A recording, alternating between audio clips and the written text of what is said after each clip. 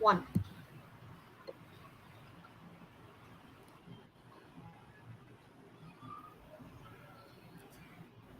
Hello, good evening, everyone. Namaskara. Today, on the day of 11th May 2024, 7 p.m. IST, we have gathered yet again for the seventh lecture of Dharohar, Itihasa Saptaha 4. Today's lecture is going to be on the topic of Indus Valley civilization and the new dimensions added by Dholavira Excavation. And to do so, to present us on the beautiful topic, we have a guest of honor who is a great resource person, Padma Shri Dr. R.S. Bisht, who is a former Joint Director General, Archaeological Survey of India, New Delhi. It's our honor and privilege to have you on the panel today, sir. A great and warm welcome by all of us. Next up, I would heartily welcome Dr. Nandan Shastri, Honorable President of the History Enthusiasts. We welcome you, sir. Next up, I would warmly welcome Miss Manali Momaya of the History Enthusiasts. Now I would like to welcome Miss Nidhi Katti, who is founder, vice president of the History Enthusiasts. Along with these people on the panel, I would also welcome the other members of the History Enthusiasts who have been with us throughout the journey and have joined us tonight. Last but not the least, I want to welcome with a warm heart to all our audience who have joined us and have been with us for all the 7 days till now of the Itihasa Saptaha 4. Thank you. I would now request Ms. Manali Momaya to go forward with the introduction of our guest of honor, Padma Shri Dr. R.S. Bisht. Thank you. Let's have a great evening. Thank you very much, Bhargavi. I also welcome you to the stream. Bhargavi is one of the executive members of the History Enthusiasts. While it is an honor to introduce Dr. R.S. Bisht, he indeed does not require an introduction. Every student of history and archaeology knows about him, but still I would like to read out a few lines. Dr. R.S. Bisht is an esteemed Indian archaeologist renowned for his expertise in the study of Indus Valley civilization and his efforts in conserving Indian national monuments. Born on January 2nd, 1944 in Uttarakhand, he pursued academic excellence, earning degrees in Sanskrit scholarship and ancient Indian history and culture.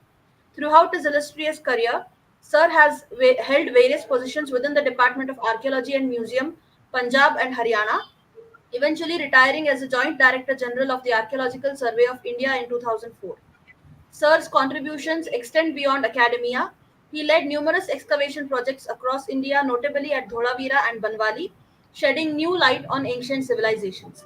His dedication to the conservation of monuments has led to preservation of several national monuments, notably in Narnaul, Haryana. Additionally, he played a pivotal role in establishing and maintaining museums nationwide. An advocate for knowledge dissemination, Professor Bisht engaged in teaching, designing training programs, and delivering lectures globally.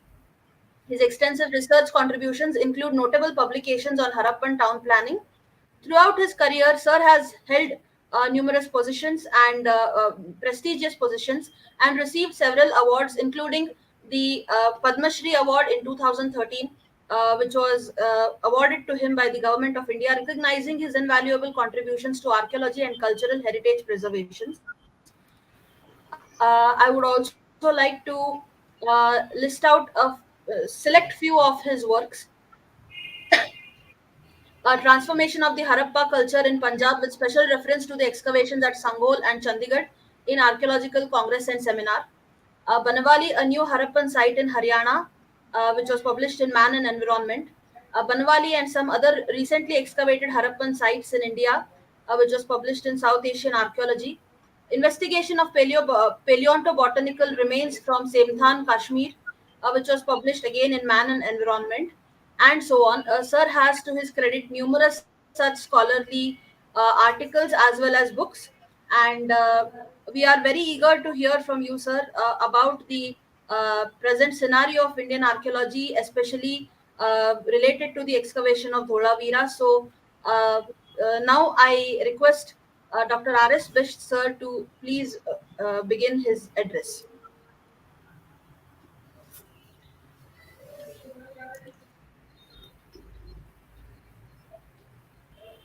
Thank you. Yes, sir. Thank you. Am I audible? Yes, sir, you are audible. Okay. Should I start now? Please start, sir. So, thanks very much to history enthusiasts who have organized this cultural heritage lecture series. I particularly thank Ms. Monali Momaya for giving a very long, very long introduction of mine. So, as already notified, the title of my talk of today is Indus Civilization and its New Dimensions added by Dholavira. As we very well know, we very well know that Harappan civilization, or which is also called Indus civilization, some are tempted to call it Sindhu Saraswati civilization is one of the same thing, and it was one of the four uh, earliest civilizations of the world. First, Egyptian in the valley of Nile, Mesopotamia in the valleys of Euphrates and Tigris, and third is in India, that is Indus Valley civilization, and fourth was the Chinese civilization. And all these civilizations flourishing in the third millennium BCE. A bit later. I'm showing you a picture showing the extent of Harappan civilization. The darker portion shows the core area of the Harappan civilizations, and the lighter area, which is more extensive, shows that how it started expanding uh, towards the end of the third millennium BCE. And we know that before the Harappan civilization, there are many regional civilizations. And this slide is showing those things. And particularly, I'm concerned about those cultures were known. Those sites are normally named after the type site, like Fair Graveyard, Nalanda, and Redwear, Amrian wear, Cordesian wear, Soti Kalibanga wear, and a new kind of culture is also now coming to light in the district of Kutch in Gujarat. And I think the home where actually the Harappan civilization might have originated was somewhere around Mohenjo-daro, and the same is found.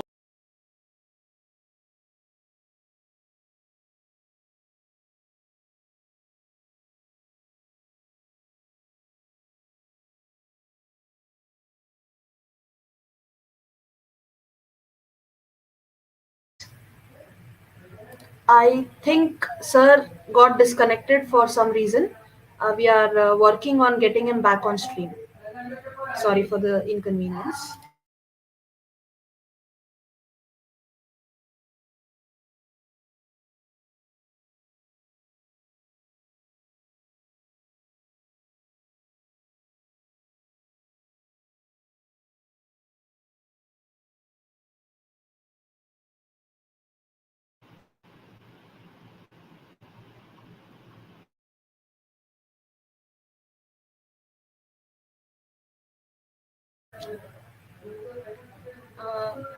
Sorry for the inconvenience. Nidhi is working on getting back sir on stream.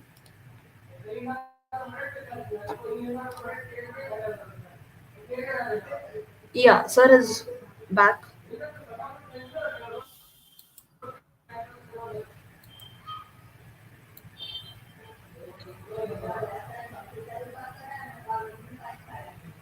Uh,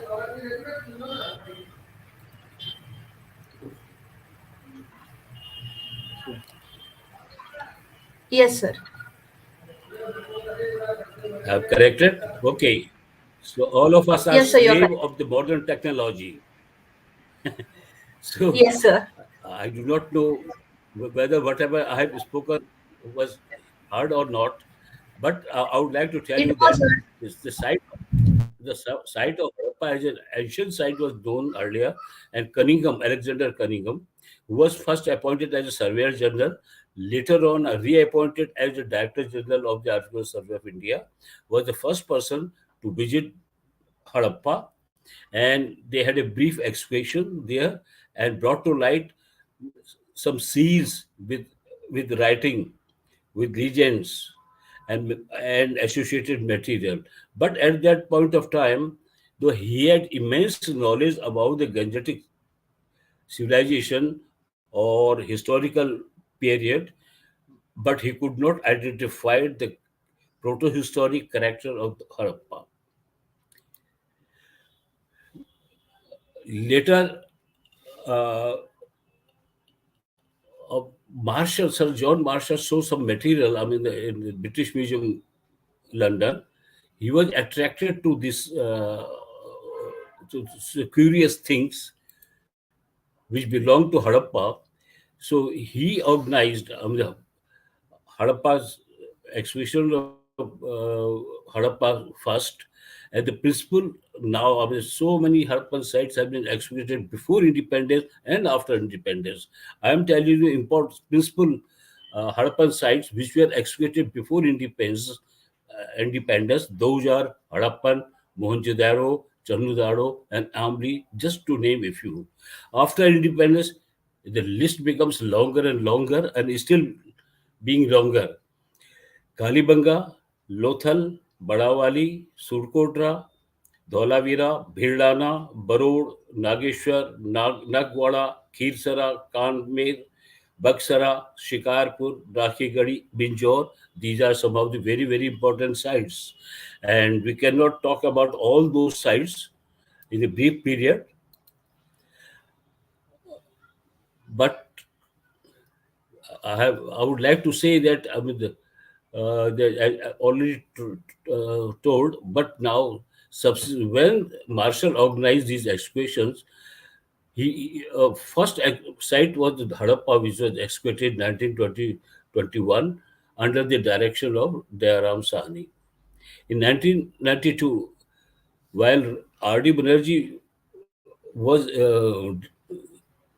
exposing a Buddhist site at the citadel mound of Mohenjo-daro, he found that the material underneath the Buddhist stoop was very identical to those to those things which were already coming out, which were being coming out at Harappa at that point of time. So a very large scale excavations were undertaken there too.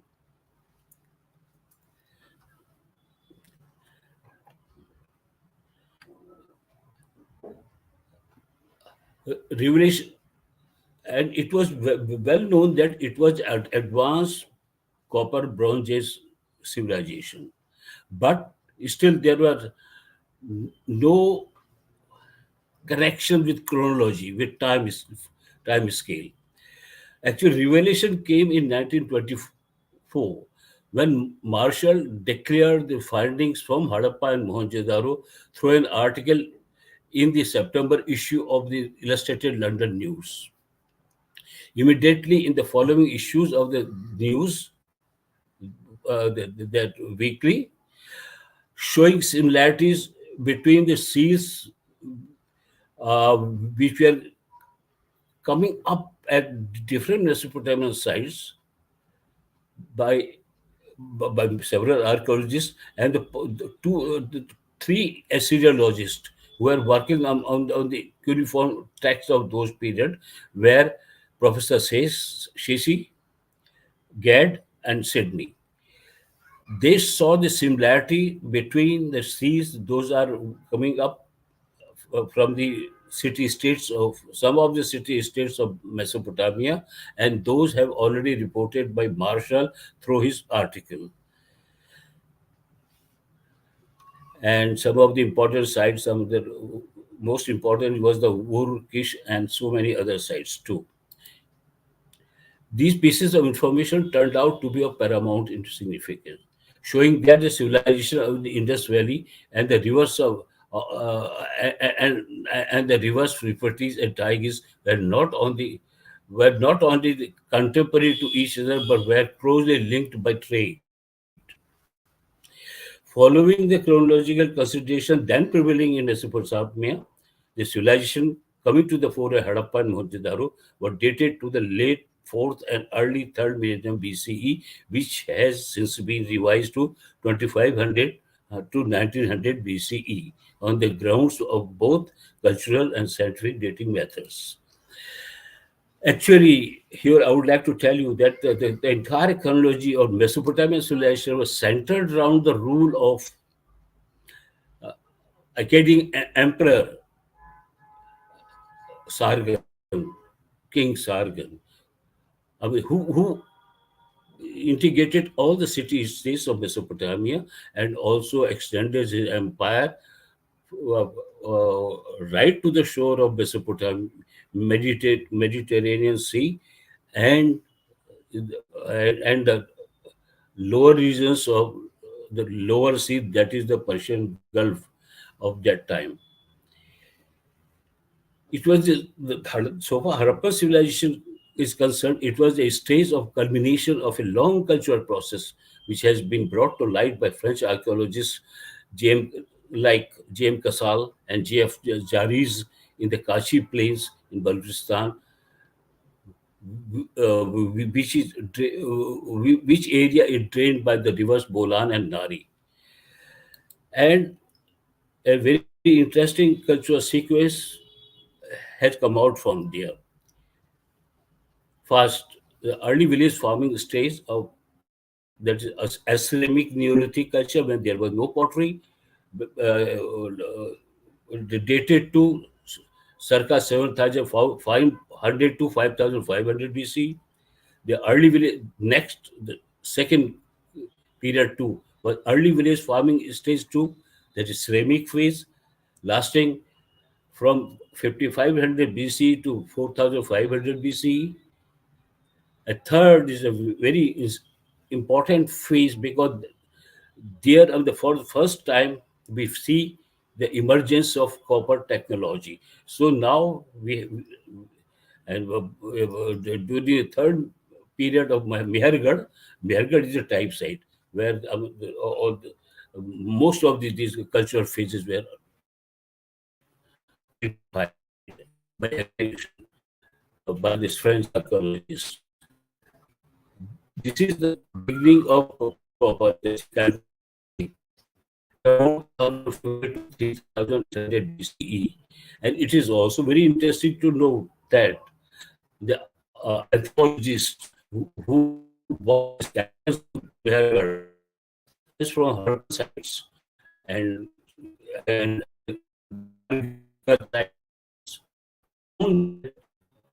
in the around there was the first batch in the anthropological record of the of humankind.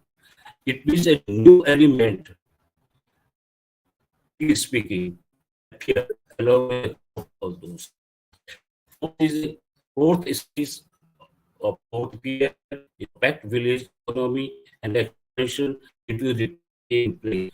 Till then, with the were Balochistan only, now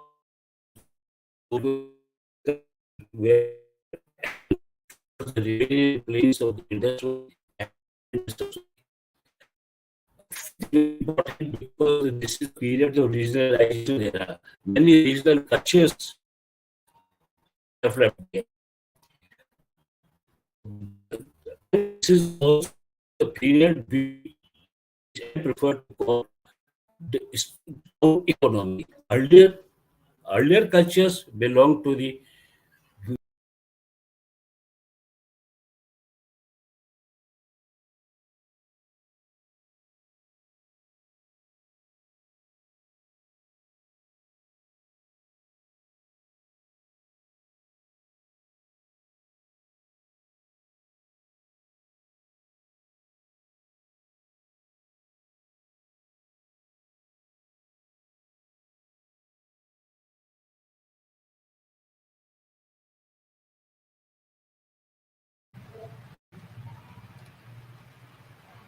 Sorry for the inconvenience again.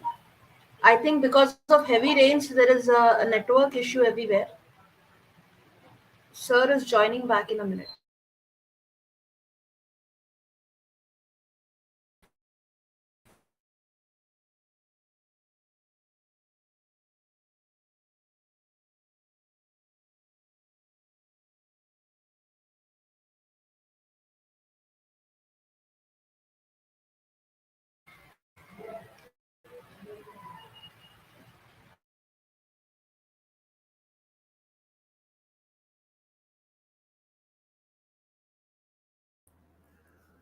Sir will join in just 2-3 minutes.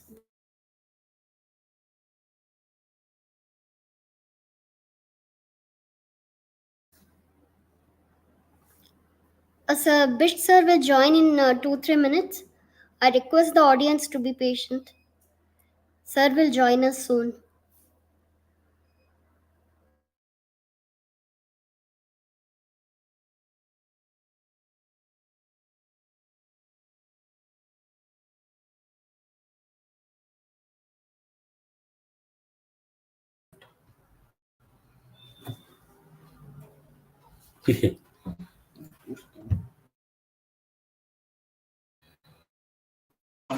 we should run fast now. Huh? It's visible now. It's visible now. Yes, sir, it is visible. So start again. Sir, continue. It is visible, sir. Please continue. Headphone you want? What is using it? Hello. Yes. Hello. Okay. Yes, sir. You are Hello. audible, It sir. will be like this only. Oh, okay. Now I will not repeat whatever is lost in the technological disruption. It is not my fault. Okay, sir. Okay. Yes, sir.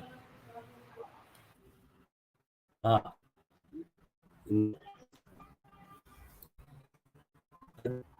Now, coming to the Harappan civilization, it is distinguished by a long life from 2500 BCE to 1900 BCE. Some prefer to push back the antiquity of this civilization to 2600 BCE.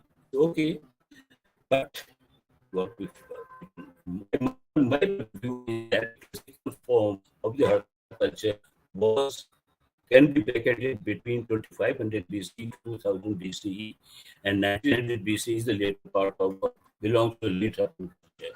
A vast territory covered about 0.7 million square kilometer, that is 7 lakh square kilometer area.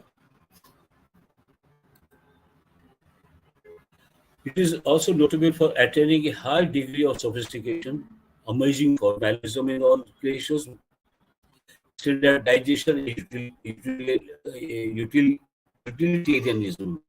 Anything they created was utilitarian. They did not wasted their money in gigantic structures like Mesopotamians also. All these attributes manifested in all spheres of life, such as exquisite settlement planning, monumental buildings, impressive architecture, structures and sanitation, stem seals, script, bits and measures, or arts, whether it is graffiti art, terracotta art, bronze art, in bronze, or stone, in faience, in ivory, in bone, or in piece, And then coming to jewelry, gold, silver, copper, toys, terracotta, steel time, chains, ivory, shell, bone, etc.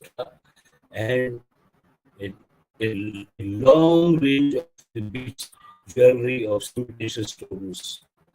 And that kind of uniformity, or we also find implements of metal, stone, shell, bone, also.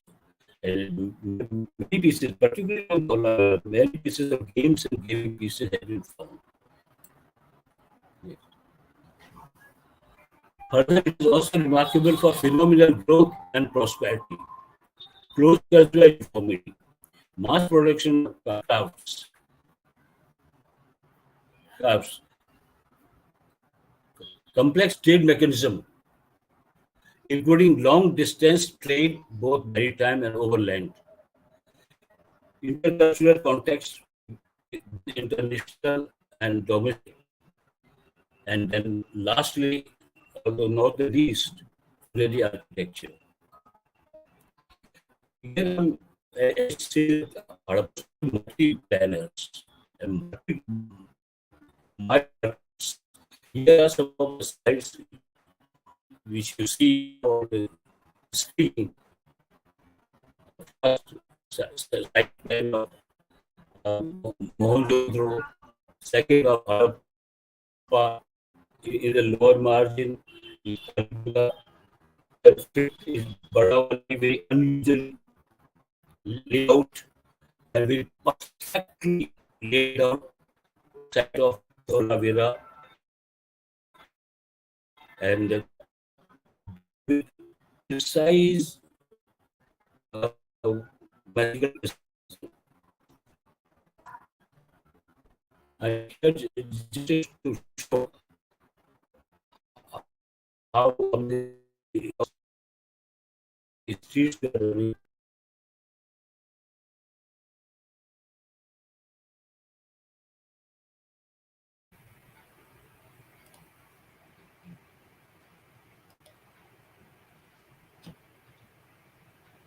Uh, very sorry for the issue again. I think there is some.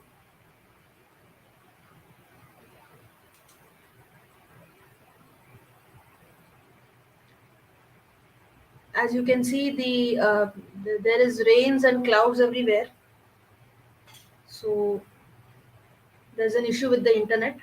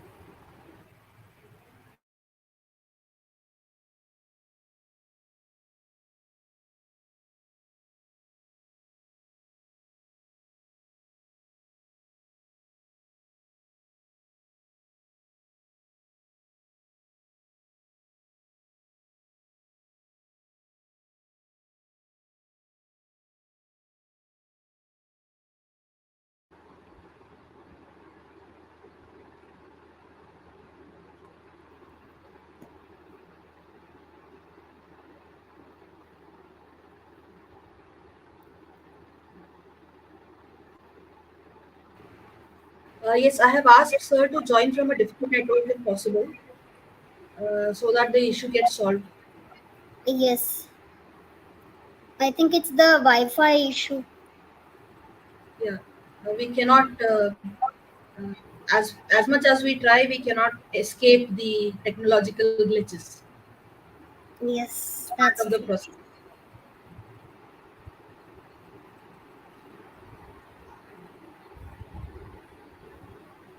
Yes, sir is here.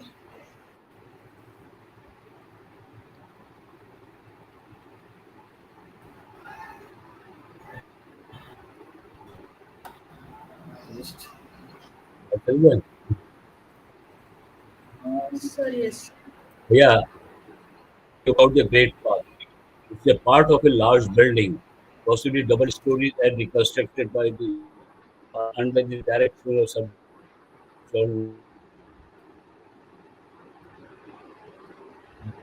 beside the primary.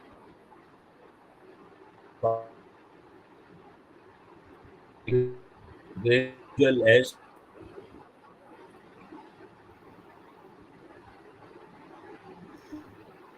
this is the tenure of the remains of Harappa. Harappa used very norms of planning of the Harappan times or by the Harappans were not strictly followed here, but in respect of the lower town area, where you find curvilinear fortification wall. That was not first time of we have found either in the lower town of Harappa or at Banawali and the Harappan town. There, I mean, the cultural sequence starts from 1A, from about 3300 BCE to 2800 BC, that is period 1A, B, and the period 2 is 2800 to 26 BC, which they call Kordiji phase, and then three phases of Harappan civilization 3A, 3B, 3C. And then they say the late Harappan or transitional period that existed between cemetery age culture and Harappa culture, and followed by the late Harappan cemetery age culture, as told by them. Next, this is the Harappan warehouse. This is next. Some of their the pillar members are there, very recently found at Mohenjo-daro. And this is the site plan of Kalibanga. As we know that Kalibanga has two phases. Is the early or pre-Harappan phase, and the second is the urban Harappan phase.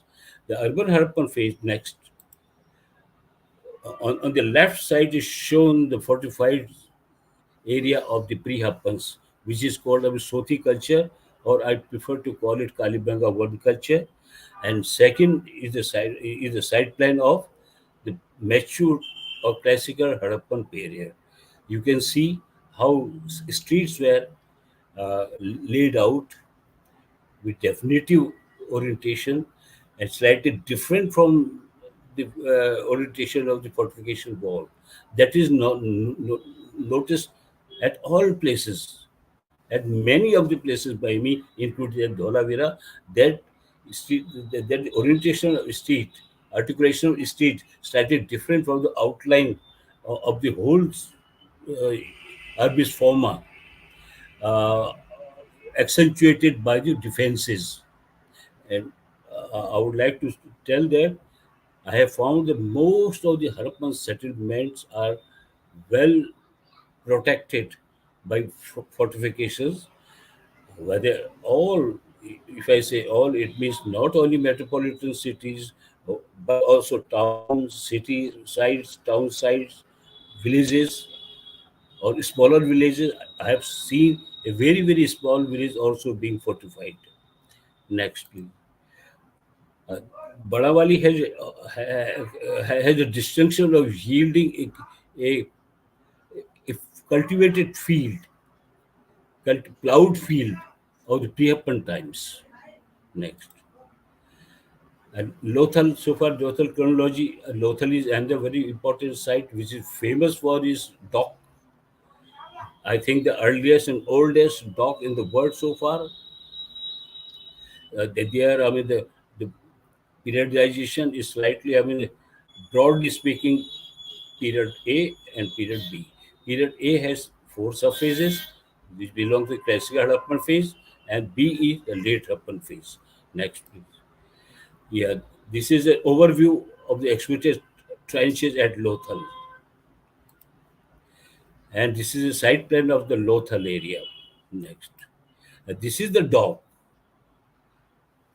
Just here, dock. This is the artistic reconstruction, restoration, artistic only, showing the dock along with wharf where loading unloading was being done, and the warehouse on the left side and right side I identify as a hostel or dormitory or hotel for the traders. These are some of the items found from Lothal. Particularly of particular interest is the copper in gold, that bun-shaped copper in gold. Next. And these are the seals from there. Next. It is also famous for yielding three examples of double burial. Next. And now coming to Dholavira. It is very, as I told already, that it is very meticulously planned with mathematical precision. It is located in the northwestern part of a uh, uh, island called Khadir, which is situated in the Great Run of Kutch. Actually, the Great Run of Kutch, there's a water body completely surrounded the whole island in ancient times as well as now. Now, the Great Run of Kutch is is full of water only in the summer period when rainfall is there, but in other times it becomes dry, covered with salt layer. But now I'm environmental scientist and geologist and archaeologists also. From their own point of view, have investigated the Great Run and and show that it was a deep water body connected to the Arabian Sea uh, through the Gulf of Kutch as well as Kori Creek. So during the Harappan times, were well known for their maritime activities. It was full of water and navigable. Next, please. These are two pictures. On the upper right, when it was full of water, the lower right, when it is covered with the layer of salt. Yeah, I was talking about the meticulously planned city like this. I have no time to tell the all details, but only one thing I would highlight here, that the inner length of the fortified area.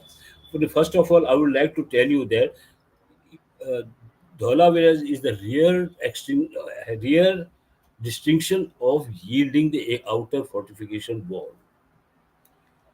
And all built up area inside was also having their fortification walls. Each, whether it is castle area A, castle area, B, Bailey area, or E, great ground or stadium ground, C, middle town, or D, lower town. All these, except lower town, all other built up areas were fortified with defenses, furnished with bastions, corner towers, gates, and the gates were connected to streets that happened at all the principal divisions. All lower town, there is deep part, although does not have its own fortification wall, but it is protected by the general fortification or outer fortification. In addition to that, to the south of the A Mound, that Castle Mound, there was an annexe, which was a warehouse, possibly a warehouse. The kind of structure we have found that indicate that it was a warehouse, but it lasted only up to stage 3. And in the classical Harappan page, it was abandoned.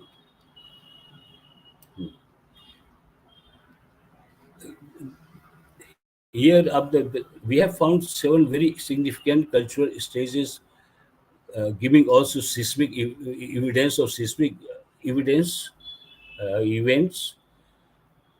In stage one, it was small for yeah. Before that, I would like to stress that all seven cultural stages through which Harappan civilization had its infancy, its adolescence, its maturity, and then finally its classical form, and the decline of classical form, and that appearance of late Harappan material are found in the castle area, which is the highest mound, which originally was made as a small fortress in stage one. In stage two, it was expanding towards the north, and or at that point of time, around circa 2500 BC, the first seismic earthquake was felt by the people of that, the telltale marks of which was obviously seen by us. Stage 3A sees the enlargement of a small fortress into a town. At that point of time, the Bailey part was a fortified Bailey part was added to the citadel, and at the same time, a great gaunt was carved to the north of the citadel, and further north to the great gaunt was that part of the town which now we call middle town, but up to the stage 3A, it was a lower town, not middle town. But something happened there again. Stage 3A was badly destroyed by the earthquake, very strong earthquake that caused devastating damages to the settlement, particularly its fortification wall. And that was very nicely studied and confirmed by geologists who are expert in seismology. Then it says 3B stars. 3B is the period when some modification was done in at the then existing lower town, which now, later on become middle, now will become a middle town. Some population was shifted from here into another area that become the lower town. So we see that Harappan civilization during the yeah, and the Harappans, when the Harappans appeared, the classical Harappans appeared, full-fledged Harappan culture starts appearing there.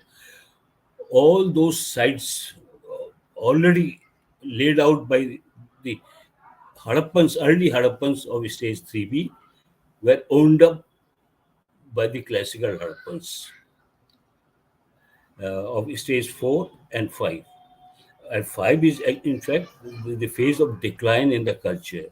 And and it was also destroyed by a very strong earthquake around that occurred around 2100 BCE to 2000 BCE, and there is a gap, a hiatus of about so 50 years or 70 years, 80 years could not be determined so far, and then comes the stage 6. That's the arrival of late Harappans. They come again, the Harappans, but but they are a bit poorer successors of the Harappan civilization. We call them late Harappas because we find although many many of the essential items or classical phase continue, particularly in pottery and in writing, in weight system, and some other things. But even then, we find that there was ideological change because they destroyed many of the fine things created by the classical Harappas, and they completely. I will show you later on how I say that it was there was a ideological change. I feel that ideological change is observable at Surkotra and the Harappan site, at Lothal and the well-known Harappan site, at Desalpur in Kutch and the Harappan site, and And then again, their settlement also suffered from the seismic activity, and the site was abandoned. This abandonment for a very long period. Then come the later Harappans of stage 7, and now they were very poor successors of multi Harappan cultures, which once upon a time so well organized, so well planned, and with all glory and uh, dim and dazzle. The later Harappans were just simply were poor pastorals, a poor, uh, uh, yes, pastoral people who used to camp here, possibly during the summer period when there was rainfall, and rest of the time they were moving around. Next, please. This is the artistic uh, uh, restoration of the entire city, how it looked like. Here you can see the Vatish portion. That is a very significant portion because for the first time we find the gap which existed because the two parts of the Harappan towns, whether Harappa, Mohenjo-daro, or Kalibanga, was actually should have been what we found at Dholavira. We found it to be a multi-purpose ground used for different activities, different creative activities, dance, music, and all those things, and also sports like races or bullock races, and what not, and finally turning into a hard bazaar where the merchants from distant areas, including possibly foreigners, were coming to sell their wares and purchase the wares of the local craftsmen during the trading season of 3 months or so. I will repeat such evidence, what I am telling you, was found successively through the floors which were laid out in the great ground. And there was the proper position was made for spectators to sit on stands all around, uh, at least on the eastern side, western side, and northern side, and also partly on the southern side, where the terraces with stepped type of stands for seating spectators. Next, this is the trench which gave us all seven stages of cultural evolution, maturity, and decline, and finally becoming completely rural culture. Next, please. And as I have often written at several places, that Dholavira was one of the largest urban cities in the subcontinent. Actually, it is one of the five largest urban cities. First is Mohenjo-daro. Second in order is Rakhigadi, and second Gaveriwala in Cholistan Desert, uh, where the Ghaggar or Hakra River flowed, that is ancient Saraswati. Third is Harappa and Rakhigadi together. Together means equal in extent and possibly in importance also. And fifth was the smallest one, was the Dholavira, but it has given us a perfect planning of not only of the uh, layout of the city, but also on the creation of creation of gates, etc., and other things, or provision of stadium, and also very impressive water structures, some of which were rock cutting, rock cut, which surrounded the built-up area of Dholavira. Actually, 13 field seasons of excavation have brought to light the, the magnificent Harappan city along with its appurtenances. It is remarkable for yielding a long stratified cultural sequence, as I already told, the documenting rise and fall of Harappan culture, is exquisite urban planning, monumental architecture, the aesthetic architecture, some element of aesthetic also are there. I will show them. And then two multi-purpose grounds, inter alia stadiums. Uh, I talked about the only great ground so far, but there is another smaller one attached to that, and interconnected with a small gate. And then Dholavira will always be known for efficient water management and engineering. While we know that Harappan Mohenjo-daro has given us has a very excellent sanitary system and a variety of water structures like wells, drains, uh, cesspools, furnished with cesspools, and all those things. And great bath, of course. But here you will find a different kind of water management system, a different showing very advanced engineering were found at Dholavira. And then we find unique funerary monuments. Funerary monuments. Why I say funerary monuments? Monuments, I will explain later. Then contemporary stone quarries. That's very, very important because some of the items, some of the pillar elements fashioned here in the stone quarries of Dholavira were transported even to Mohenjo-daro and Harappa. And then ninth is, of course, a signboard inscription, a long 3.52-meter long wooden board was found inlaid with Harappan signs made of by each sand was pieced together by gypsum uh, gypsum elements which were prepared in bold. So such pieces made one sign. In all, there are 10 signs, and each sign is 35 centimeter, about 35 centimeter in height and 25 to 24 centimeter in width. Wooden member have gone, but their impressions were found there during excavation.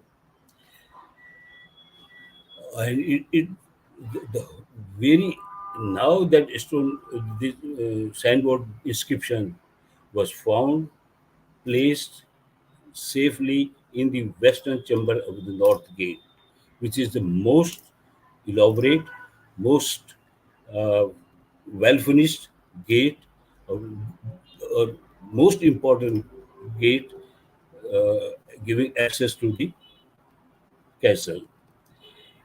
Or we, I personally believe that it was once upon a time was spotted on the facade of the gate. But when the earthquake shaken everything uh, during stage 5, then the Harappans very carefully uh, collected it and placed it in the western chamber of the north gate.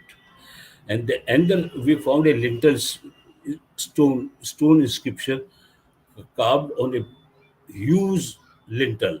A part of it was found by us. The remaining part are lying, maybe lying somewhere there, so far unrecovered. And a large issue, Dholavira will also be knows will be remembered for a large stone image, possibly of a divinity. And this is the stone image, the biggest,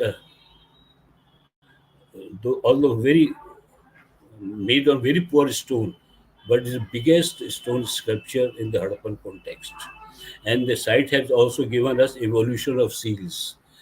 And we now we can say safely that it was a great center of copper working, bead making, shell industry, and stone working. And of course, like any other Harappan city, we found a very rich harvest of antiquities and enormous corpus of pottery.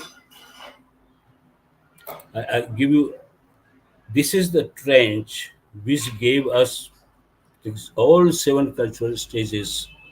It is uh, uh, the area where it was exposed, was the only area in the Harappan mounds. There are several mounds which suffered by rainwater. A broad rain gully was cut by the water there, and that turned out to be very useful to us. We did further excavation into that. Then we found how a small fortress developed into a town and then into a magnificent city. And it also shows the evolution of the fortification wall. How in the initial stage it was only 11.10 meters broad at the base. In the second period, so brickwork was added from the inside, and in third stage again some brickwork was added from the inside. And at that point of time, it became 18.40 meter broad at the base, huh? with, with, with a better on both sides, inner as well as outer. And particularly this stage two stage two fortification wall was, they plastered with colored clays, very aesthetically done. And those colorful clays, were also seen to be used in domestic architecture as well. But as soon as the classical Harappans come, it seems they put a taboo on the use of this. So we don't find the use of these wonderful clays for plastering houses, for making floors, or possibly for treating the rooftops also. Uh, Here, a cross section is shown in different colors, showing that how the whole system was growing slowly and slowly over the time of 1500 years. Next.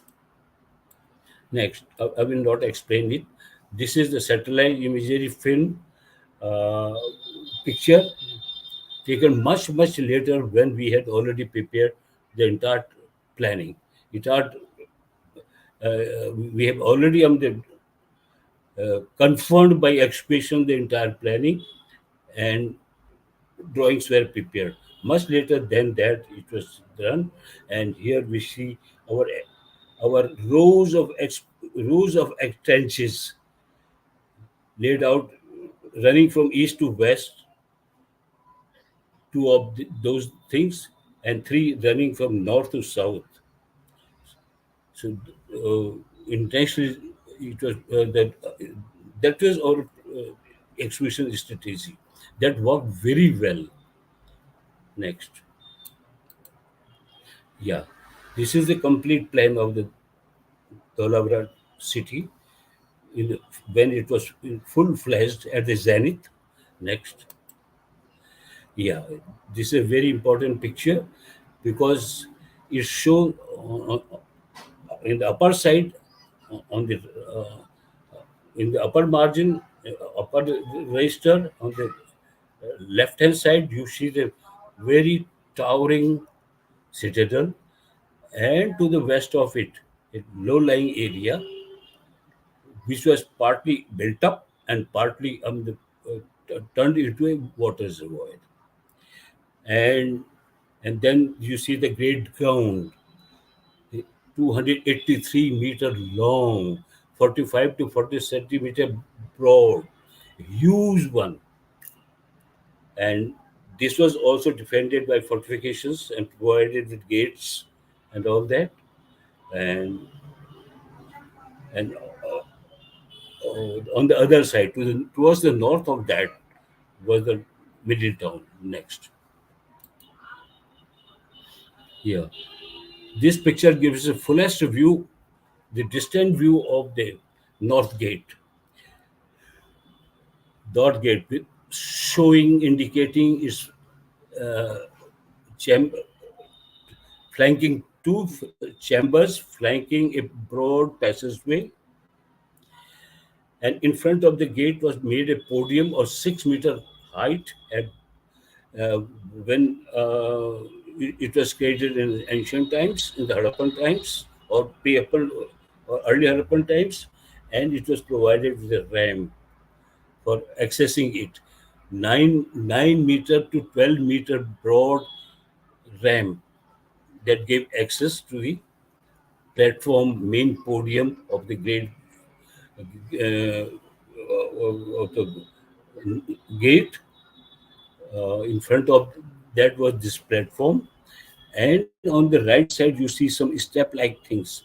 There we found the stands for seating the spectators, and in the foreground you see the structure that is not the classical Harappan structure. It is a late Harappan structure, very poorly made, not incompatible with the Harappan architecture norms of Harappan architecture. Next, please. Yeah, another view. The ladies are on the eroded platform of the north gate, because it's so badly eroded that the ladies could not dance further down, because it is quite steep slope. And then at the lower level, you find a different floor levels which were exposed by yes. Next. Yes, as I said, there is two chambers. In between the chambers was a passageway linked to a dog-legged staircase. Next. Yeah. This is the 3.60 meter broad passageway. And on either side of the passageway, outer as well inner side, it was provided with gates, the evidence of which were clearly visible there. Gates, very massive gates, possibly having 2 stories. I believe that this structure was 2 stories. One on the left side is the eastern chamber, on the right side is the western chamber, and here you can see some beautifully finished stone pieces making the pilasters. Next. Similar was the arrangement in the east gate also, which gave access to the castle. In the east gate, there is only one chamber. In all, we have found 4 gates, which gave uh, entry to the castle area, and each gate had its own design, which was not repeated, not repeated at all. It has a single chamber. And inside, in the lower left, you see her beautifully finished architectural members are there, made of banded limestone. I'm showing you the next. Yeah, such limestone things. And uh, there was a basal piece, a long basal piece, which went in under the floor, and the 2 square blocks over which this uh, biconcave pillar member at the base, which made the base of the pillar was placed, and over that were 2 spherical or biconvex spherical pieces with flattened top and bottom. With all these 3 members were a central hole of, for inserting dowel, so that each member are uh, firmly fitted into a column. Possibly the right hand side, we found a late upon a miniature column that also gives some idea about it.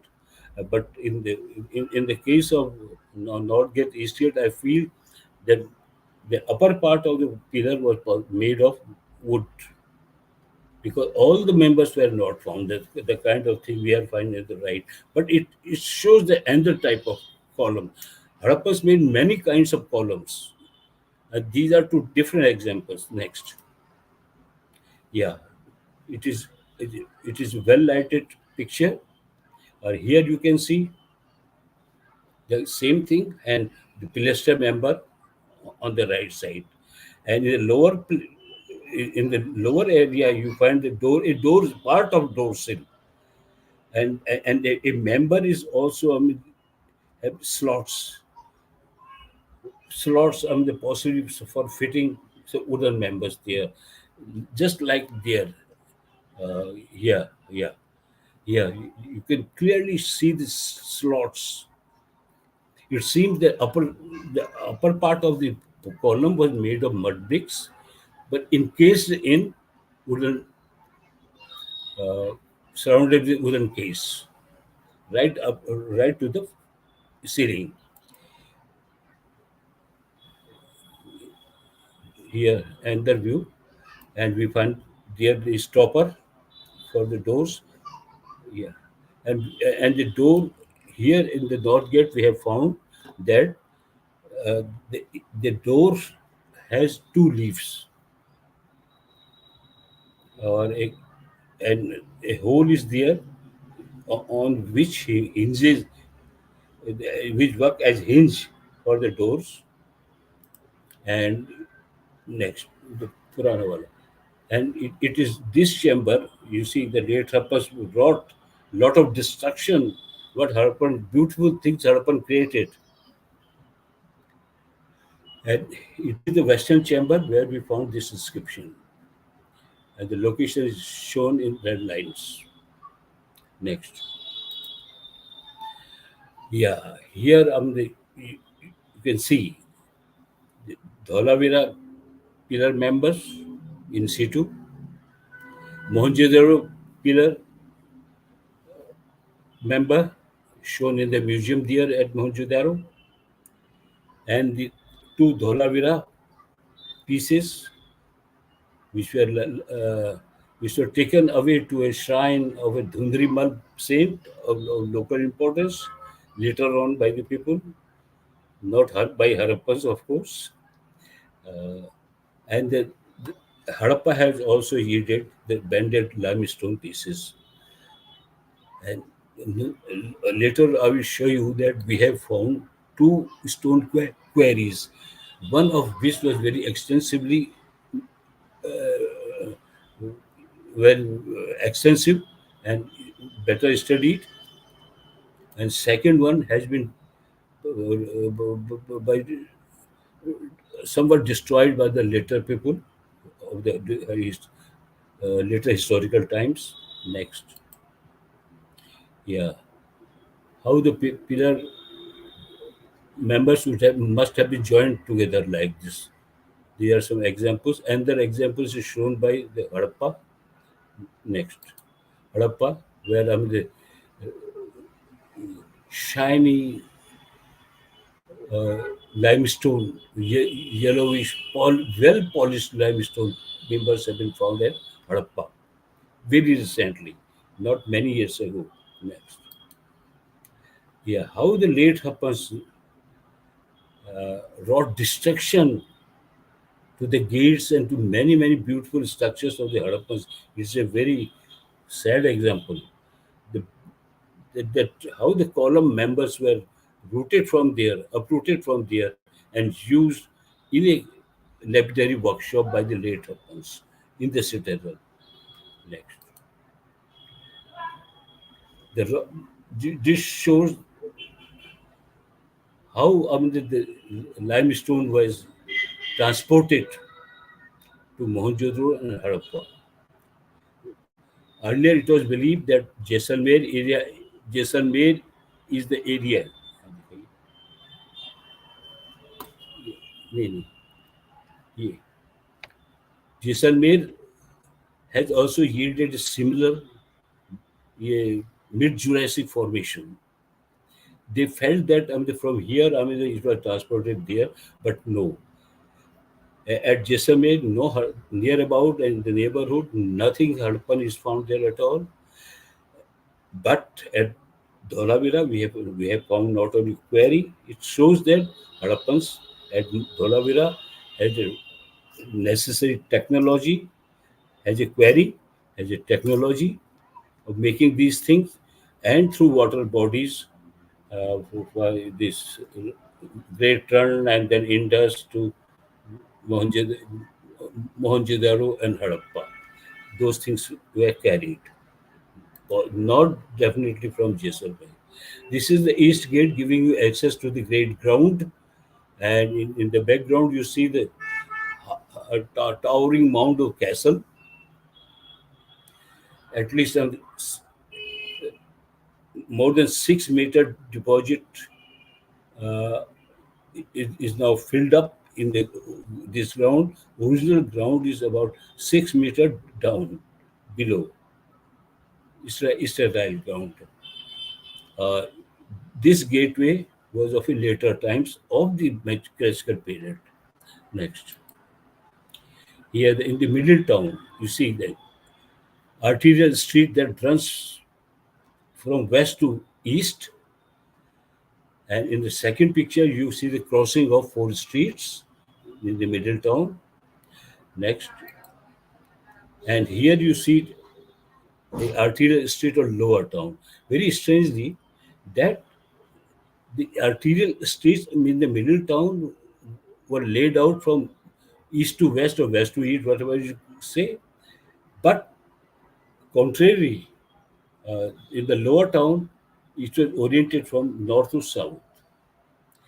And the streets will emanate from these, whether it is middle town or lower town, were staggered one, with zigzag, laid out, made in zigzag fashion. Or that was the norm of the Harappans, even at Mohenjo-daro, at Kalibanga, and several other places. Next. A very large well was found in the castle area, and I believe that at least it was the water table was at least 13 plus 8, 10, 23 or 24 meters down water table. So naturally, we found evidence that some blocks were used for drawing water from here. A trough was found where the man is standing, and in the right side trough there is a hole, and that carried water to the other two water tanks for storing water. Next, yeah, these are two tanks. This is showing showing the two picture of the same larger tank there. Next, smaller tank is not shown here. Well, this is the largest and deepest eastern reservoir at Dholavira. It is 72 to 73 meter long, 30 meter broad, and at the base is 20 meter, and at the upper level it is 30 meter broad, giving again a very precise ratio and all those things. And here possibly we could not complete our excavation down to the water table, because some later structures were built on the debris which was filled by a flash flood during the stage 5. That is a stage of decline at Dholavira. Next. This is purely rock cut water reservoir, centrally located in the southern part. The earlier one was to the east of the castle. This is to the south of the castle. Beautifully, this shows that the first rock cut architecture was practiced by the Harappans at Dholavira, and not possibly not by the Mauryans. Next. the eastern reservoir. Again, I'm showing the eastern reservoir, and this eastern reservoir, which was told you, the measures 73 about 73-meter long and to 30-meter broad, was provided with a flight of steps at three corners, and at the fourth corner, we found the vestiaire for letting out the wastewater, not wastewater, surplus water, sorry. And a very small well was cut during stage 5 when the whole structure was filled with sand by the lightning flood. And in stage 5, that is the phase of decline. But at that point, the Harappans did not have the enough resources to evacuate the flood material and make it functional. It was left as such. But a small part of that was chosen for removing the sand and all those things, and cut a very irregular type of well to obtain water. And uh, this small uh, irregularly cut circular well was used by the stage 5 people as well as stage 6 people, that the later next. This, whereas Mohenjo-daro is famous for its sanitary drains, a network of sanitary drains. So in the castle or bailey at Dholavira, we found a network of storm water drains. You can see how deep, long, and furnished with manholes at at at places along the run of the drains, so that those can be used as manholes or as a water relief area, or for escaping the air when a water body is moving inside. So these holes in which a man can easily descend for cleaning these uh, uh, drains after each rainfall. Next. Well, I'm not going into detail about the stone water drainage system. I'm coming straight to the funerary architecture. Very unusual. Why I say the funerary monuments, they are memorial monuments, because excepting one grave, that on the surface, all other graves which have which are of six to seven types, are devoid of any skeleton remains. Offerings are there, lot of well-preserved pottery is there, and well-made graves were there, but no skeleton remains were there. Next, it is one of the type that is called cyst type. I'm sorry, there is some jumping of the slides. Uh, the Harappan site at Dholavira was enclosed by two monsoon channels.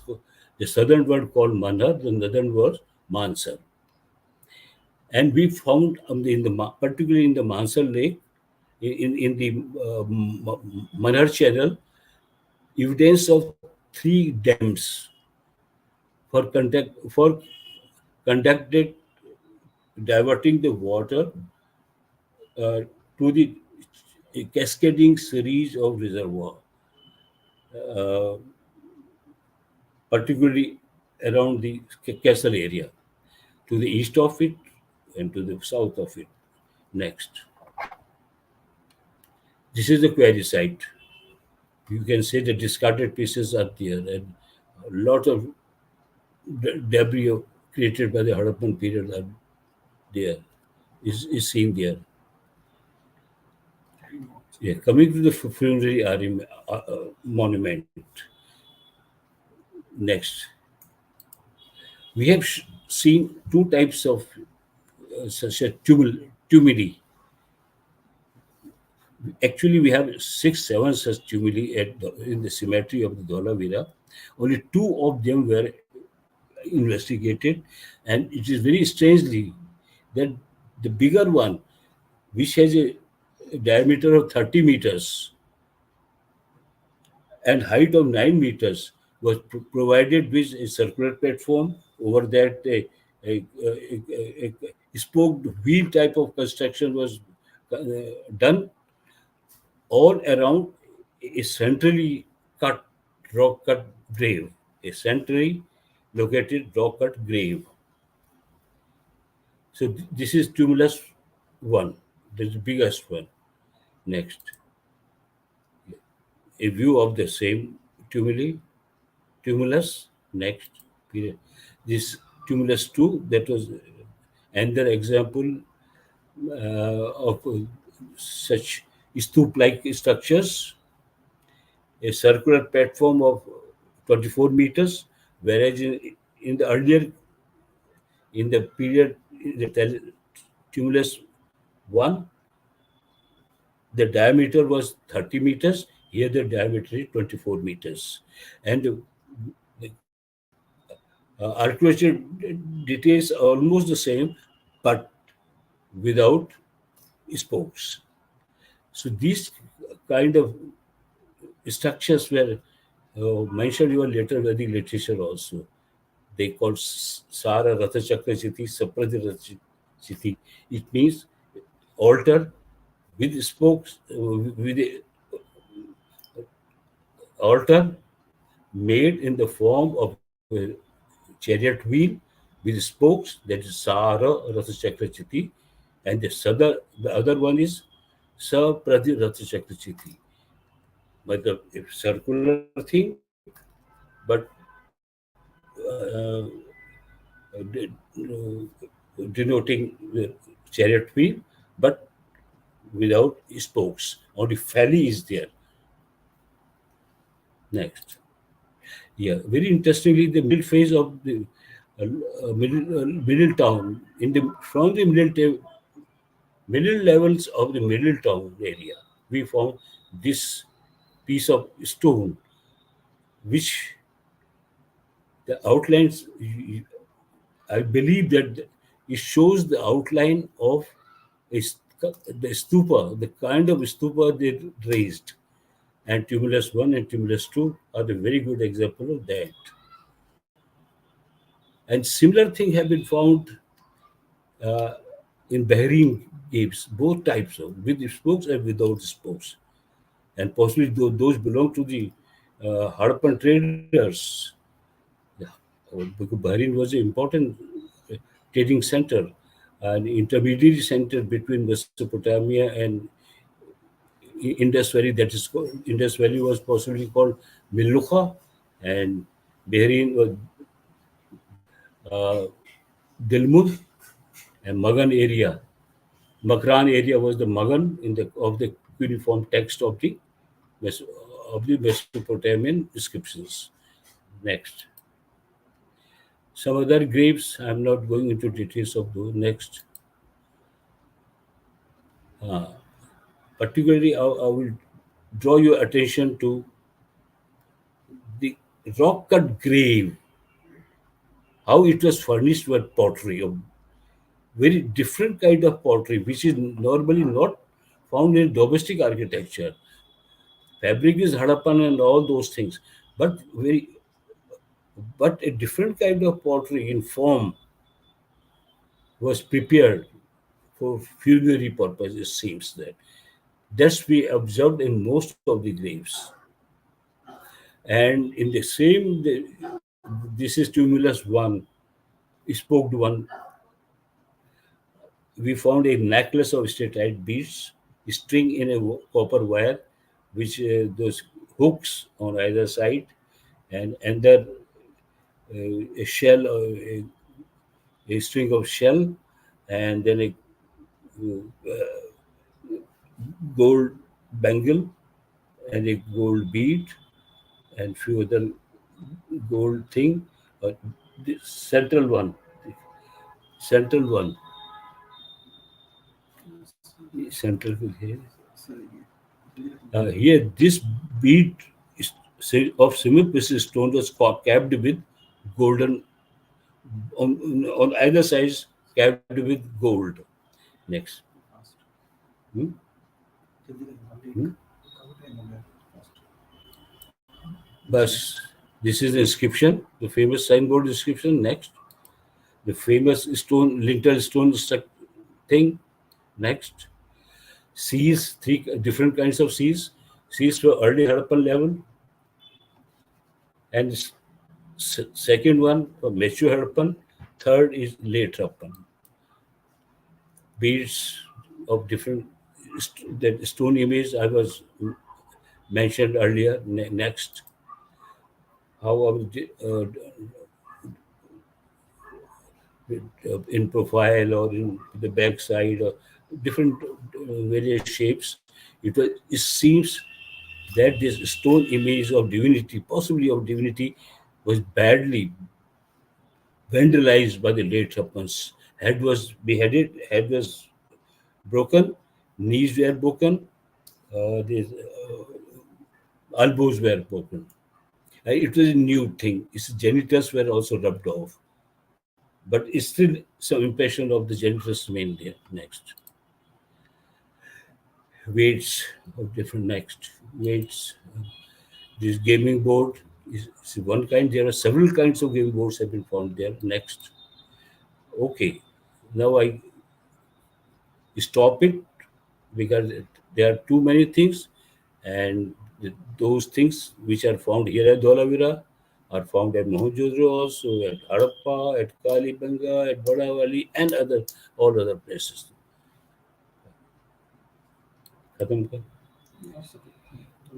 Just I would like to see that what kind of Harappan town was built at Banawali. Totally different kind of irregular trapezium.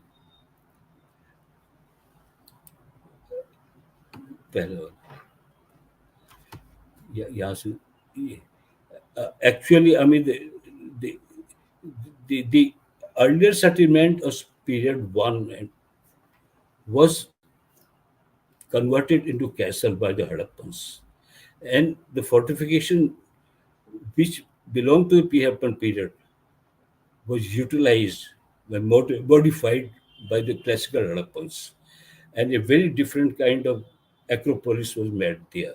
And on three sides of the acropolis was the lower town, and there are certain focal points from which the streets radiate like the streets run uh, in New Delhi. There are certain focal points like Connaught Place, there Gate, India Gate, and so many other. There are so many focal points. Here also there were many focal points from which streets radiated. Next, this is just very poor reconstruction of the same thing. But one thing very special, all around we found for the first time the provision of a moat as a first land of defense. I do not know why. I mean, the two moats were cut on the northern side, on the eastern side, although we could not check it on other sides for lack of time.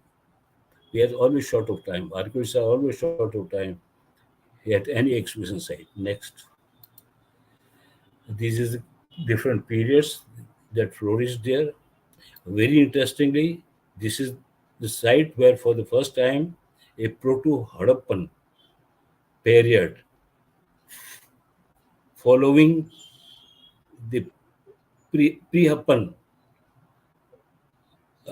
fortified wall, and this proto-Harappan was followed by the urban Harappan. It is full-fledged urban, and then we found a post-urban settlement there, but that belongs to later time, much later time than the Kashmir Harappan times, and It was differently located to the east of the Banawali Harappan, main Harappan town. Next, I think this is a fortification which separates we separate castle on the Acropolis on the left side from the lower town on the right side. Bas, that's all. Thank you. अभी हैं भी line पे Thank you very much, sir. It was indeed a very well articulated and comprehensive and very, very informative talk. And the pictures, they made us feel like we are standing in Dholavira and looking at the different perspectives. So, thank you very much, sir, for giving us this informative lecture today. Sir, if you give us the permission, can we have a brief question and answer session? Yes. Yes, sir. So I will display the questions on the screen as well as read them. Ms. Bhargavi Katti has asked, how important was the role of technology in aiding the excavation process at Dholavira? Technology in ancient. You are talking about ancient technology or our Modern excavation technology? Hello, modern technology in technology modern times. Yes, sir. For or excavation. excavation? Eh? For For excavation. Yes, sir. Well, technology is very, very important because you collect lot of carbon material for dating purpose, and you collect those carbon material also to tell us what kind of trees, what kind of environment was there, what kind of uh, crops were raised, mhm. and and then there are other dating methods also there that we applied there, like sedimentological studies, particularly the optically illuminated luminescence method. Uh, and we tried. I mean, how? I mean, what kind of force of water was should have been there, eh? Which filled the cascading series of reservoirs all around the Harappan city. Uh, Interestingly, all those things are well within the outer fortification, not outside. Only outside, in the outside, we found a tank which stored the surplus water uh, by after filling the old reservoirs. And I mean, a lot of scientific work is to be done on the pottery and all that. At the moment, I mean, some work is being done at IIT Gandhinagar, where I'm a guest professor. We are working on pottery, whether all the pottery is, whether some of the classical pottery was imported from other sites or locally made. And what are the local wares? What are the wares uh, brought from outside? I feel that classical Harappan pottery that, that shows a amazing uniformity all over, from Shortugai across the Hindu Kush down to Lothal on the south, from Makran Coast in the west to to the area that is short of Yamuna. Why, how that uniformity could be achieved?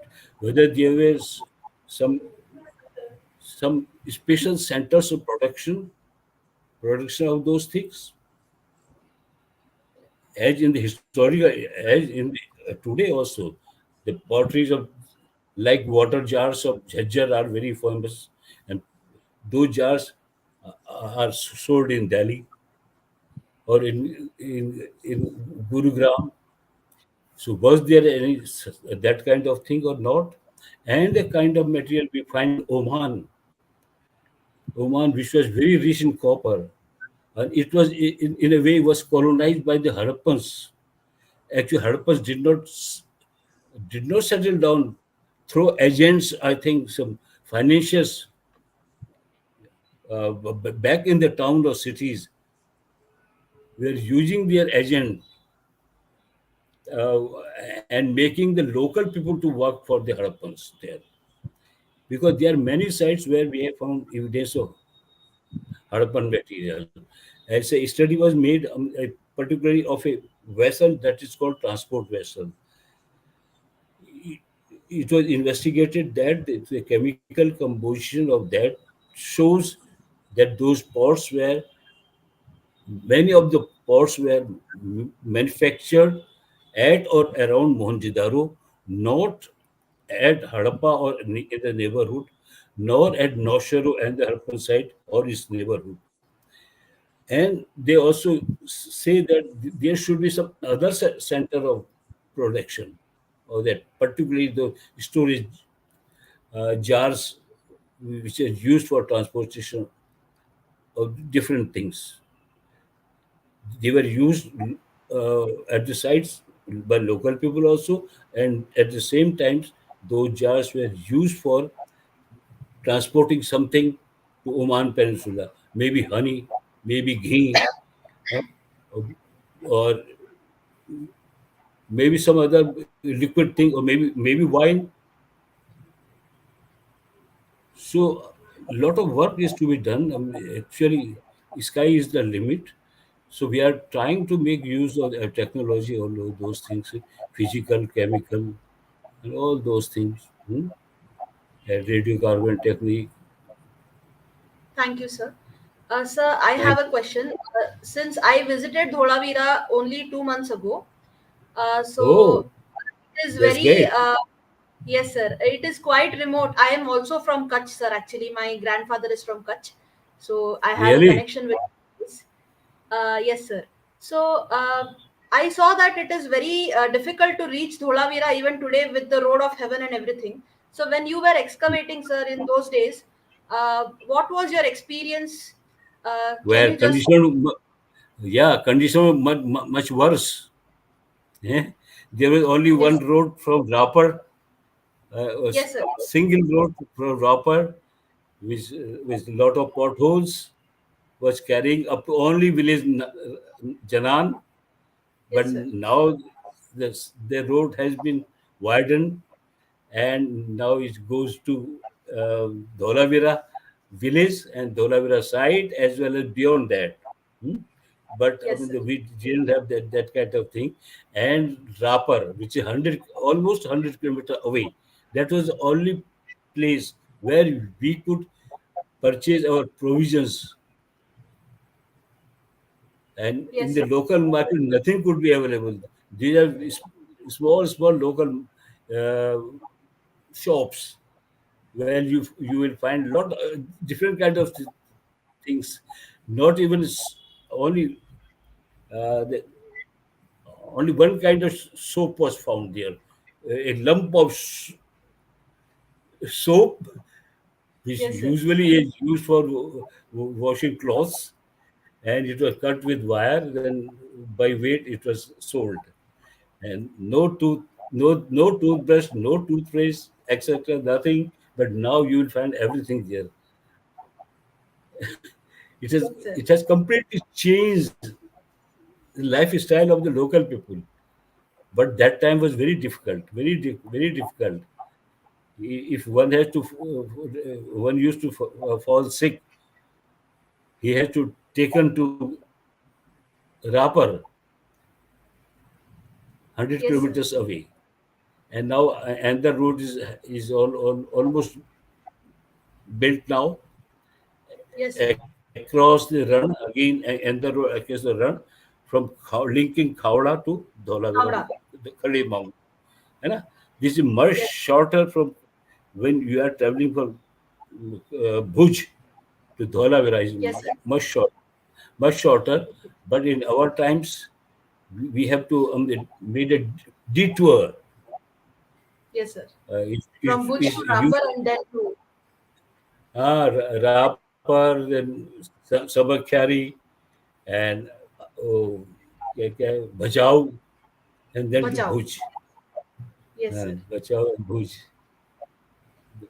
So, Uh, Thank you, sir. I also have Thank one you. more question. Hmm. Sir, as Kutch lies on I think 7 fault lines, and it is very much Hmm. prone to seismic activities, what can be done to Very. ensure that the World Heritage Site of Dholavira is conserved for posterity in case of another earthquake? Hmm. Well, it is now it's a nationally protected monument. So now nobody is allowed to build, make construction near about that, or it only some prescribed in law, some distance away only construction activities can take place. And when you visited only 2 months ago, and I also once again visited 2 months ago, I see lot of building, lot of hotels are being made there. So many things are there. Oh, many of them very quite expensive also. Hmm? And some local people are also making uh, some sort of Resort, some what you call homestay resorts.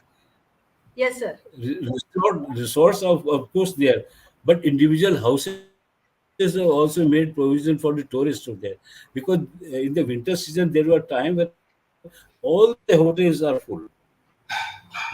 You don't find Yes, the rooms in there. And the costliest pravesh or something like this, that cost 10,000 rupees per night per person. How expensive! yes, And sir. that is coming up. I'm told the is rent will be 14,000 per night. And so that kind of commercial activities are going on there, bringing a lot of employment to the local people. Hmm? Yes, sir. Uh, and but the complete change in the lifestyle of those areas. And along the way Yes, also you must have observed changes in each village, isn't it? yes, sir. And when we were excavated, and normally we had 600 to 650 laborers working with us, because there were 30 students plus 10 staff members and some persons who came from university for getting training there. Hmm? And our own local staff. Actually, our camp was itself was a had become a village of tents. Yes. Thank you very much, sir. Nandan sir has asked a question. Uh, what is the Yes. Super 40? What is the Super Hmm? 40 Club for World Heritage Site inscriptions? What is? Super 40 The Club. Super Huh? 40 Club. The Super 40 Club for World Heritage Site. क्या चीज? Super 40 Club. Super 40 40 Club. मतलब what is Super 40 club? I don't know. Okay, sir. I couldn't Uh, understand. okay, sir. There are two Dr. other Bisht, questions. I assume that because this is India's 40th protected site declared by UNESCO, uh, someone has made Yeah. publicity. uh, it Yes. seems like that to form a Yes. super club. Namaskara. Namaskar. Okay. Namaskara. So yes, Namaskar. it is Thank you. very. I'm very glad that it has been declared as a World Heritage Site. Hmm? Yes. For a very long time, the file was lying idle at the headquarters. At last, it was declared as a World Heritage Site. That's good. And I'm very lucky that another site where I work is Rani Ki Vav, Patan. It is now also World Heritage Site. Yeah. So I am doubly happy. Yes. Very good occasion to celebrate. Anything? Thank you, sir. So no, Sir, I can be. Hmm. if I can take two more questions, sir. Hmm? They are somewhat similar. One is recently work of Dr. Puneet Gupta from Delhi, published in Atulya Varso from Gandhinagar, Gujarat, shows that there was Hmm. prevailing Datta Parampara in Dholavira. So, What since last parampara? Datta Parampara, sir, Dattatreya Mandir Eh? is there at Kalodungar. That is Datta, Kala Dugar. yes, sir. So, Dattatreya temple is in the Kala Dugar, in yes, sir. another island, yes. Then But he is what asking is the question? Uh, whether Datta Parampara was prevalent in Dholavira since the last 5,000 I years. don't, I don't know. I don't think so. The Datta Parampara is not very old in our Yes. religious system in India. Yes, sir. Manuel Joseph, sir, has asked Shiva as a deity Eh? represented by palace like representations in Dholavira rhymes well with Hmm. finds from other sites. Can Shaivism be declared as a prevailing religion of Harappans? Yeah, I mean, when I talk about those things, I am reminded of Shishnu Devas of the Rig Veda. In the Rig Veda, you know, the Harappans where I'm the multi-ethnic people. So some section of the society was worshipping Krishna, phallus, as God. And the image that is, we found there at Dholavira in the East Gate, which was very badly vandalized, very badly broken by the late Harappans,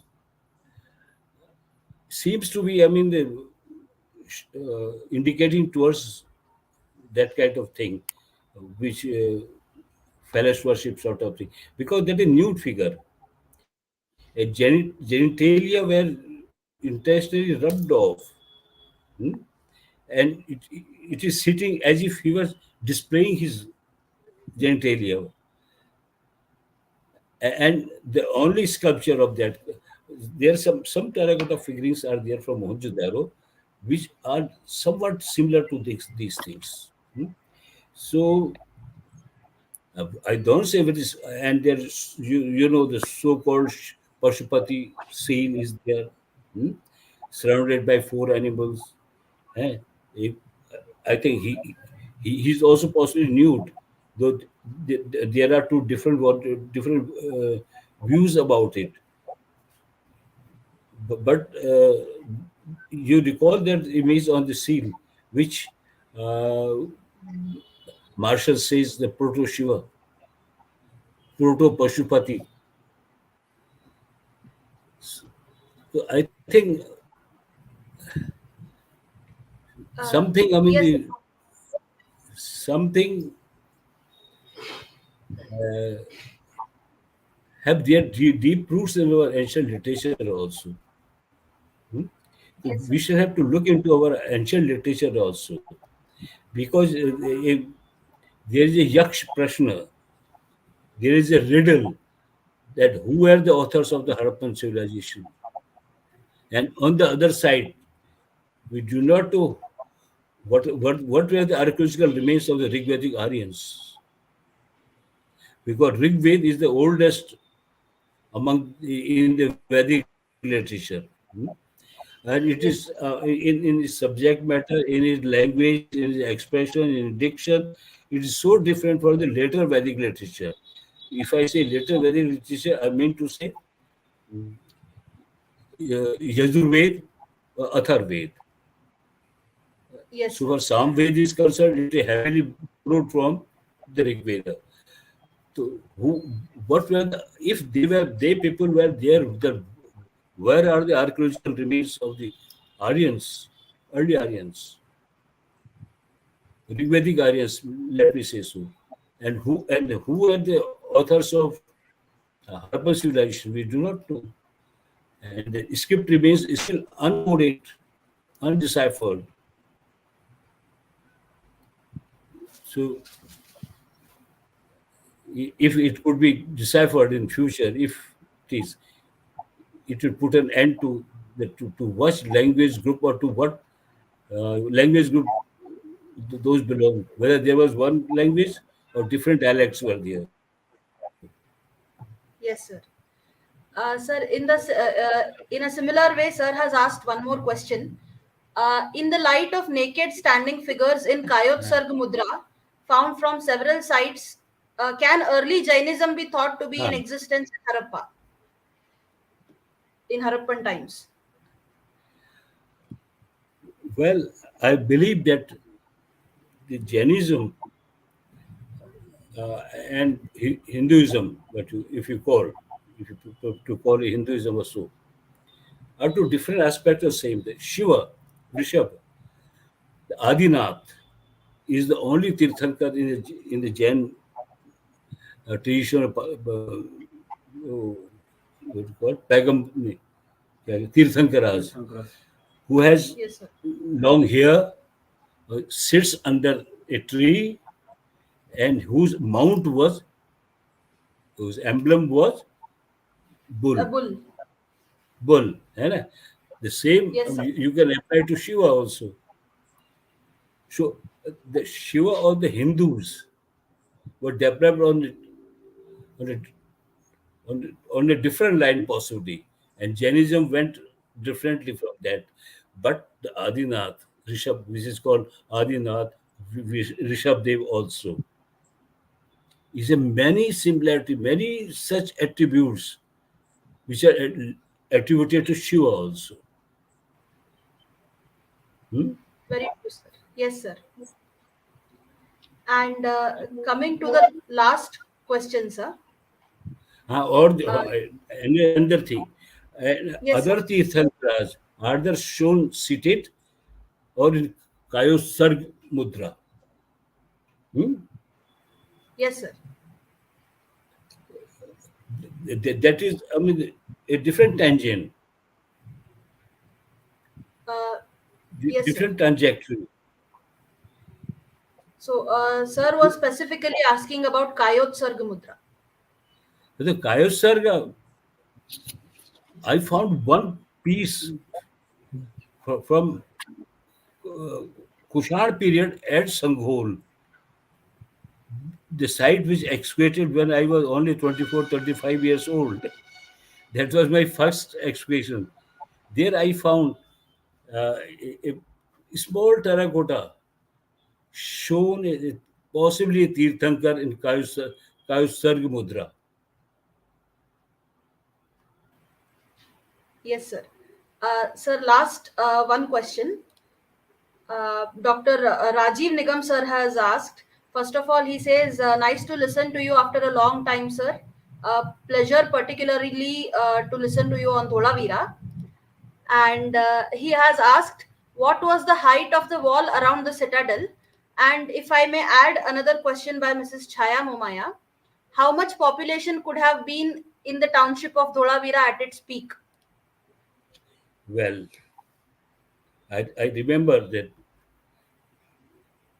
there are some persons who believe that fortification, massive fortification around the Harappan city were protection against tsunami.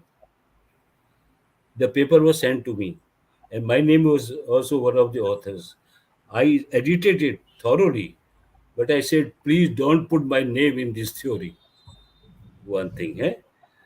And second question, Nigam sir asked, Rajiv Sir, Nigam. how population of Sir Rajiv Nigam Ah, sir has yeah, yeah, so far population is concerned, it is extremely difficult to calculate population of Dholavira because it's totally differently planned. Actually, it was planned with projection and recesses. There are three such blocks. One complete block uh, following it temple architecture. Two such blocks are there. Third in the east was half of that. Hmm? So unless until we, or the same is a question with the lower town also. Unless until we exploit its a religious sector fully, it is what lifestyle, what is this is this. Uh, we put different kind of objectives. So all education are always very time-consuming, very expensive exercise. So I would stress on knowing about the total frame outline of the city and its different divisions and their outlines and the ratios and proportions they follow.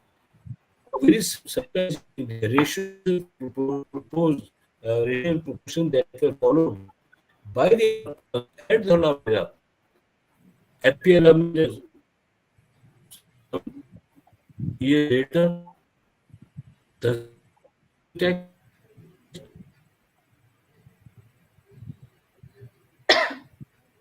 Hello. Yes, sir. Yes, sir. Okay. Sir, your voice was breaking, sir. Yes. Sir has left the stream.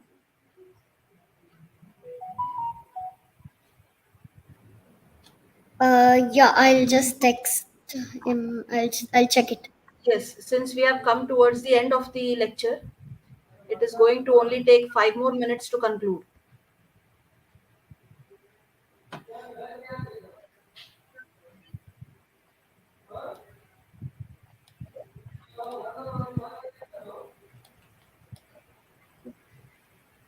Yes, sir. Uh, Yeah. uh, Thank you very much, sir. Sir, before coming towards the end of the lecture, I would just like to ask what is your message to young researchers like me and Nidhi and those who have joined us today?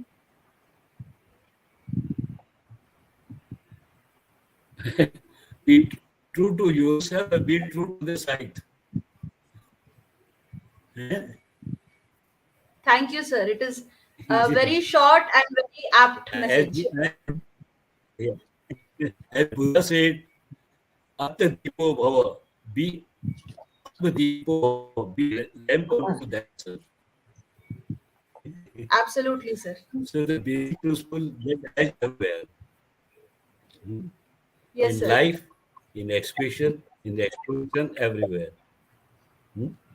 Absolutely, sir. So my namaskara to you, Shastri ji, Nidhi Katti, and all others. Thank you so much, sir. Thank you. So we have reached the end of Thank you, thank you. today's very interesting and very informative lecture. I think sir has exited again, but we will. Sir, I request our honorary president, Shinandan Shastri sir, to propose the vote of thanks. It is a very good opportunity for me to propose vote of thanks to our today's dignitary, Padma Shri Ravindra Singh Bisht, on behalf of the History Enthusiast Group and on my personal behalf, for enlightening us on the theme Indus Valley Civilization and its new dimensions added by Dholavira Excavation. Even at the age of 80, he accepted our invitation for delivering his talk today. During his stint as the deputy director stationed in Haryana, he was instrumental in conserving of 11 monuments in Narhal, the place where the first battle of India rebellion of 1857 was fought. Uh, in I thank also Bhargavi for welcoming him and to Manali to give us a brief introduction about him. Nidhi has done wonderful liaison with Bish sir for planning today's talk. I am very much thankful to the attendees and the students. Thanks. Namaskara. Thank, Thank you. Thank you Namaskar, very sir. much I for also saying want so. to thank. Yes, sir. I also want to thank Dr. Chandrasekhar sir, who Yeah, was please come. technically assisting. Here is Chandrasekhar. Thank you very much, sir. Thank you so much. Yeah, thank you. Thank you, Thank you, sir. sir. Thank you so much. Tomorrow, let us all meet again for another lecture of the Itihas Saptaha 4. Tomorrow's lecture is by Dr. Rajiv Nigam, sir, and it is also on a very interesting topic. It is geological. One second. Geological solutions to a few archaeological mysteries like Lothal, Dholavira, and Ram Setu and others. So I request the audience to show the same amount of enthusiasm tomorrow. The questions that have been missed today, because we were running short of time, we will definitely forward them to sir and get your answers for you. Thank you all very much. Signing off here. Have a good weekend. Bye.